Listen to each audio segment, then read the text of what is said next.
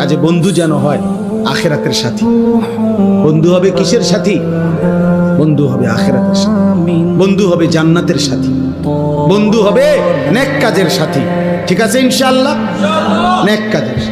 আল্লাহ কোরআনে বলছে, ওই যে আয়াত, ওই আয়াতে আল্লাহ বলছে নেক কাজের বন্ধুরা আমি আল্লাহ তাদেরকে ডাক দেব হাসরের ময়দানে, ইয়া ইবাদি, হে আমার বন্ধুগণ, বান্দাগণ, লা খাউফুন আলাইকুমুল ইয়াওমা ওয়ালা আনতুম তাহজানুন, আজকে তোমাদের কোনো ভয়ও নাই, চিন্তাও নাই। এরপরে আল্লাহ বলবে উদখুলুল জান্নাতা আনতুম ওয়া আজওয়াজুকুম তুহবারুন। বাহ! আল্লাহ বলবে তোমরা যারা নেক কাজের বন্ধু ছিলা, তোমরা বন্ধুরা একে অপরকে হাত ধরাধরি করে গলাগলি করে আমার জান্নাতে ঢোকো। খোদার কসম, এটা কোরআন শুনুন।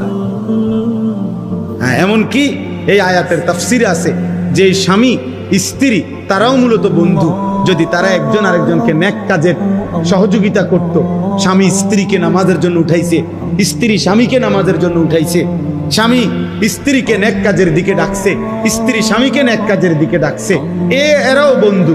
আল্লাহ তাআলা বলবেন এই স্বামী স্ত্রী তোমরাও খুশি খুশি গলাগলি করে হাত ধরাধরি করে তোমরা জান্নাতে ঢোকো।